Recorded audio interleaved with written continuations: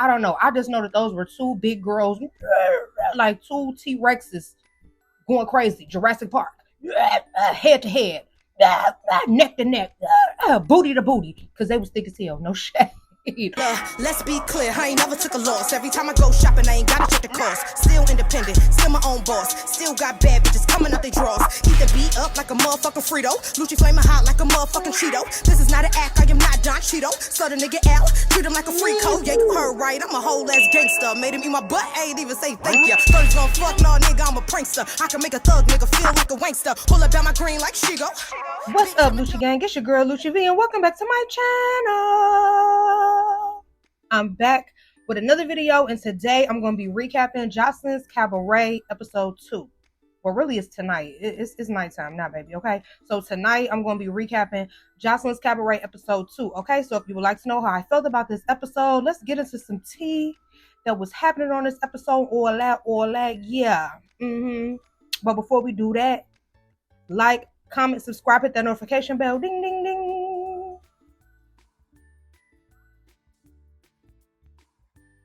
And let's get it. Okay, y'all, it's Friday night, and I really plan to hold this recap video off until I landed in LA. What the hell? What did I just choke on? I really plan to hold this recap video off until I landed in LA tomorrow. But y'all know what? I drunk a Celsius. I threw on a wig and a hat. Didn't even install the wig. Yeah, threw on a wig, put a hat on, threw this little dress on, and did a light little beat. Do y'all like how I've been doing my makeup? Well, I think on the last video I did it like this too, but very light beat compared to how I usually do it. I did a set of individual lashes on myself, so really no eyeshadow except for highlighting under my brow bone. I feel like the minimal look is kind of eating for me. Like, comment down below, y'all. Let me know though. Do y'all like my more dramatic looks, or like, I don't know, I feel like it makes me look like more clean, like not clean like I look dirty, but like, you know, like a crisp, clean, very demure. I don't know, whatever, y'all. Maybe that's just me. But anyways, yeah, y'all, I plan to do this video tomorrow when I landed in LA, but I just did not want to risk, like, I get really bad jet lag, and I did not want to risk like feeling too tired. And then some of my friends in LA want to go out tomorrow when I land, so I didn't want it to be like a hurry up, get, you know, a rushing situation where I really couldn't give it to y'all how I give it to y'all. You know what I'm saying? I just didn't want to risk that. So, drunk me a Celsius and an iced coffee. Yeah, I doubled up on the caffeine because I was feeling drained and tired, y'all. I feel like catching all these 4-hour flights back to back is really catching up to your girl. Do you hear me? Okay, so yeah, drunk my Celsius, did a quick little beat, and got to it, y'all. Okay, so let's hop into the recap. I won't do too much talking. Well, I'm gonna talk in the recap, but I won't do too much talking about my personal life, you know. I've saved that for another video. But yeah, so episode 2, Joseline's Cabaret, Texas, baby, okay? So, of course, this episode picked up where the last one left off, which was Danny versus Wet. Wigs are flying, little booties are everywhere. Like, it was just a mess. And then, like, after they finish rumbling, Danny, like, starts dancing, like, looking crazy, if you ask me. Like, Danny be looking crazy. Like, she want to talk about Wet look is not up to par. Like, she be looking crazy, too. Like, she be looking cuckoo for Cocoa Puffs as well. Like, I'm not going to lie to y'all. Like, that's just my personal opinion, though. Like, how you going to talk about somebody else's appearance and your appearance is just as wild? I'm confused, Miss Mamas, okay? So then Wet, right after she finished rumbling Danny, Wet's like, Andrea, you again. Like, let's go. And when her and Andrea be running the face, Andrea be really think she be, like, really over whooping Wet. And she do not be giving what she thinks she be giving. Like, I'm sorry, but when people be thinking like they overly whooping somebody and they don't, it just be so funny to me. It really be giving tab between her and Wet. Like, neither one of them is really like a super thumper. So it's like, girl, neither one of y'all is overly whooping the other one. Like, no shade. And like, they wanted to keep going. Like, Joseline had to literally get in between, like, okay, enough. Y'all can't go no more. But the part that was kind of like weird to me was Joseline was like blaming it on Wet, like, oh, we're at this nice masquerade party, we just got here and you're already doing it. But it's like, Andrea put her hands on Wet first, so was she supposed to just be like, oh, okay, yeah, just punch me? Like, no. Like, but since Andrea is Joseline's lapdog, I guess that's why she didn't really say nothing to Andrea. But it was just like, girl, how you gonna blame it on Wet Wet? Yeah, she's supposed to be the house mom, but they put their hands on her first. So what was she supposed to do? Like, I really feel like Joseline is being so mean to Wet Wet on this season. I mean, it's not like she's ever been like super nice to her or anything, or nice to anyone except for the ones that are her lapdogs. But it's just like, why you bring her back just to be mean to her? Then you making her the house mom just to like belittle her in front of everybody. You know what I'm saying? She's supposed to be the house mom. She's supposed to have some type of authority, and you belittling her in front of all the girls that she's supposed to be a house mom to. Like, what type of timing is that? I don't get it. So while Wet Wet and Andrea was, doing their little scuffle, Andrea's wig had came off. The girl Isis had picked it up. Well, that's after Raven had put it on and danced in it. But the girl Isis picked it up and smelled it and was like, "Oh, it stank." Like, girl, why you picking up people's wigs and smelling it? Why is that a thing?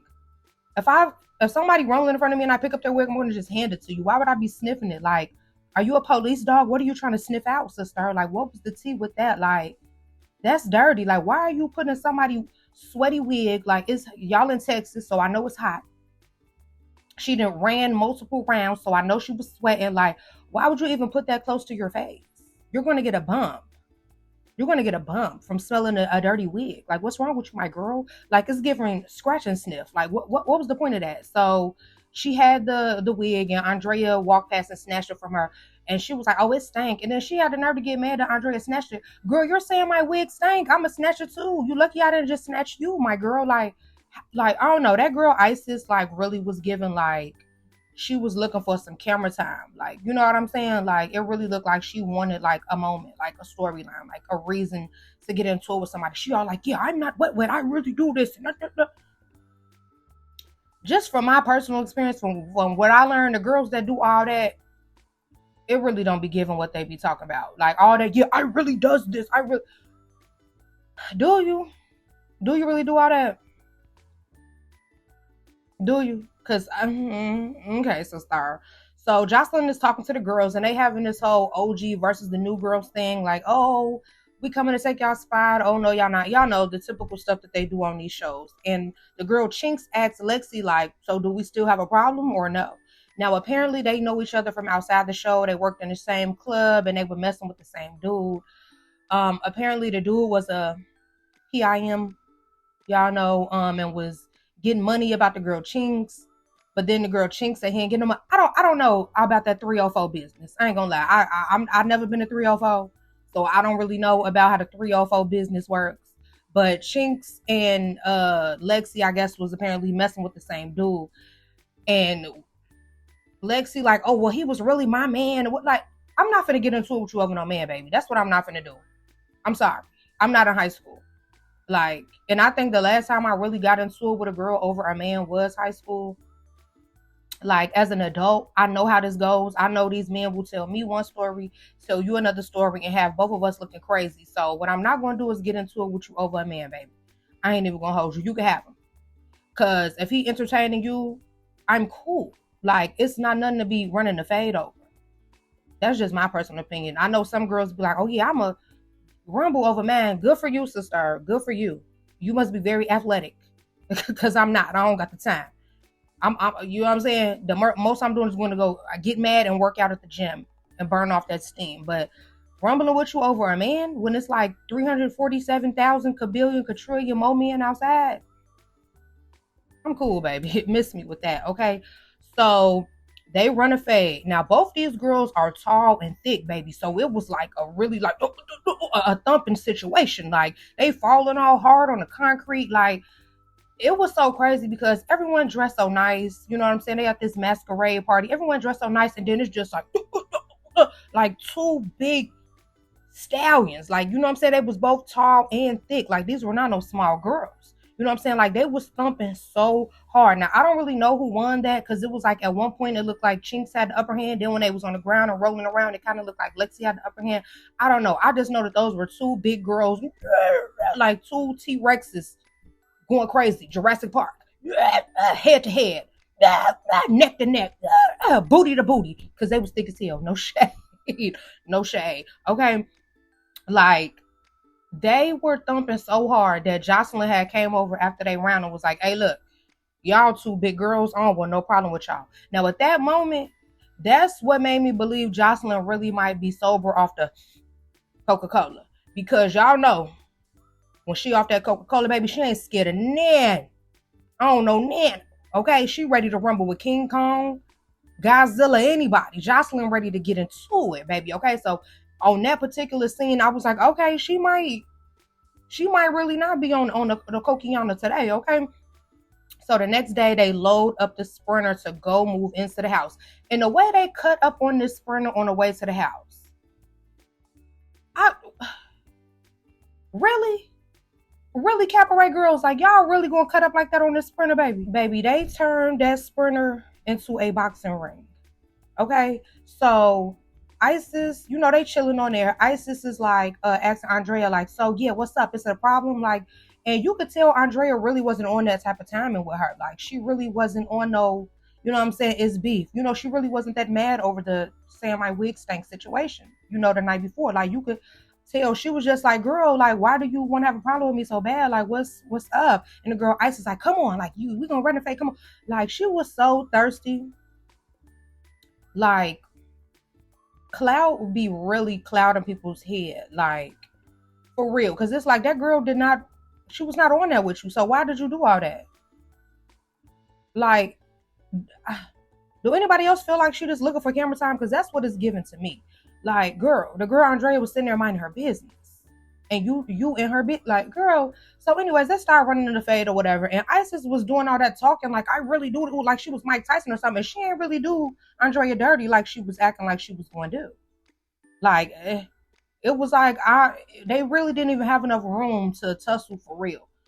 You know what I'm saying? So I don't think either one of them really won that, you know, if you ask me. Like, it had eventually turned to a bunch of pulling because the security trying to break them up, but the security also falling over because the space is so little because they're on a Sprinter bus. Like, why y'all didn't just wait till y'all got, like, the logic, I don't understand. I would not want to be trying to tussle in that small of a space.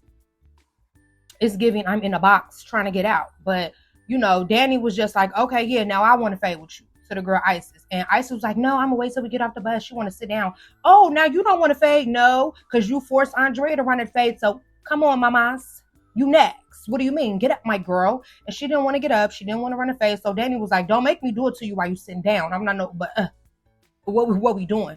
So they get up, they start running the fade. And I ain't gonna lie, no shade. Isis was getting Danny. No shade. Because, I mean, they on a bus, so it's rocking and moving. So I don't know if Danny had lost her balance or what, but Isis ended up on top of her. And when Isis got on top of her, Andrea tried to jump in, and the other girls were not feeling it. So some of the other girls was jumping in to get Andrea off of her. And it's like, I do like that they standing on the no jumping business, because, like, what are we jumping for? Like, I feel like jumping is for special occasions only. Like, you know, like, somebody do something to your grandma or something, like, that's taking it too far. Yeah, y'all could jump her. But y'all don't even know each other. Like, y'all do not even know these girls to be that mad to where you feel like a jump needs to be had. Like, and it's not like these are some super big girls like Billy from Now That's TV. Now, that's somebody you might gotta jump. Okay, that's a big, you know what I'm saying? But, like, these girls are this big. They small as hell. Like, why are y'all trying to jump? Especially that girl Isis, she's really small. A jump do not need to be had for her, okay? So then the girl Oceans calls out Nick. Now, the night before at the masquerade party, Nick kept talking and Joseline had to keep telling her to be quiet. So the girl Oceans, I guess she feel like she want to be Joseline's newest lapdog. So she was like, yeah, you wanted to keep talking when Joseline wasn't talking. So yeah, so her and Nick run around or whatever. Now, the first round, I would give to Nick. Now, even though Oceans was on top, when I watched it back in slow-mo, Nick kept swinging while Oceans was pulling. So I would give that first round to Nick. Now, the second round, yeah, Oceans put the ocean on it. You know what I'm saying? It was over real quick. Nick was on the ground really fast, and Ocean was on top of her, macking her. And I was like, oh, okay. She did mac you up a little bit, sister. So then another girl, I don't know her name. I'm sorry. It's so many new girls, and sometimes they don't put their name on the bottom of the screen. So I'm not sure this girl's name. But another girl, I was not about to go back and watch the first episode to figure it out either. No shade. But this other girl, she was like, yeah, Oceans, yeah, did you have a problem with me too? And she tried to get up and squabble with Oceans. Baby, Oceans balled her up so fast. Kobe balled her up, threw her in the trash real quick. Like, girl, you should have sat that one. You should have sat that one out. You should never even asked this girl if she had a problem with you, okay? So as soon as they arrive at the house, Wet being her normal self, who she has been on the past couple seasons, yes, Wet, yeah, you know, dancing around, having fun. And Joseline is like, shut up, get out, and kicks her out of the house. Like, she's been the same kind of personality every season that she's been on. What is this, like her third season? So it's like, what? I was confused on that part. Like, why did she put her out like immediately? So Wet goes outside. She's dancing. You know, she's talking about she's helped build the cabaret and she's a star of the show and blah blah. She's just singing and dancing and screaming and just acting crazy. And they are in a really nice neighborhood. So Joseline is kind of like, look at her. She looking crazy. She acting crazy. So when the girls go find their rooms, Joseline invites Wet back into the house. And, you know, Wet is close to Joseline, like kind of close to her, like, yeah, well, she like, back up out my face, back up, like as if Wet was being aggressive with her. And she was not on no, like, I'm walking up to try to rumble with you. Like, you could tell, like, it's like Joseline was really like bullying her. Sometimes y'all use the word bullying lightly, but I felt like she was bullying her. No shade. But Wet brought up the fact that Joseline had promised to get her teeth fixed and she never did. And Joseline was like, I never promised. I said I would try. And she was like, no, I have receipts of you saying you would. And she was like, well, I don't care. I don't care. And I'm just like, why is she being so mean to this girl? Then Joseline was like, Andrea, she calls her lapdog Andrea. Get Wet out my face. And Andrea's like, yeah, Wet, you know. It really gave dog, like, Lassie, come here. You hear the little feet paddling coming into the room, like y'all be watching Miss Netta and Charles. When she be like, Charles, your lunch is ready. When Charles be walking in the room, what you hear for the little pitter pats from the dog? That's what it was given when she called Andrea. Came running in there. Whatever Joseline say. Like, but she ended up putting Wet back out. And I felt really bad because they, you know, the police ended up getting called because they was in a nice neighborhood and Wet was cutting up and Wet was just crying. And even in her confessionals, like, she just looked so sad and worn out. Like, I genuinely felt really bad for her watching this episode. So Joseline says that no drama will be allowed at the pool party that they are about to have. And does anybody have any issues? Get them out now. So the girl Chinx wants another round with Lexi, and the stallions start rumbling again, baby. Now the episode ended there, so we can only see the beginning of the rumble. But no shade, it kind of looked like Chinx was getting the upper hand from the little snippet that we saw. So next week is going to be a pool party. There will be 2 girls eliminated. Joseline says, oh no, she says there will be an elimination. 2 new girls are coming. I guess they were at the pool party and Joseline liked them. And there were a bunch more squabbles happening, okay? Whew. This is a very interesting season of the Cabaret, honey, okay? Because I feel like a lot of the girls, we usually don't see them become the lapdogs until it's reunion time. Like, you know what I'm saying? Like, I feel like that's when they overly lapdog it at the reunion, usually. They coming in lapdogging straight out the door, baby, okay? The girl Ocean, she want to be the roof, she want to be the new doggy so bad. So bad, because even on the preview to the next episode, she's like, yeah, Joseline, I feel like there's some girl that just should not be here. Whatnot. Girl, mind your bit. I really feel bad for Wet. I believe she is being treated so poorly. You brought me back to try to embarrass me or what? I don't know. But yes, you guys, that is all for this recap of Joseline's Cabaret episode 2. And I hope you guys enjoyed this video. Thank you so much for watching.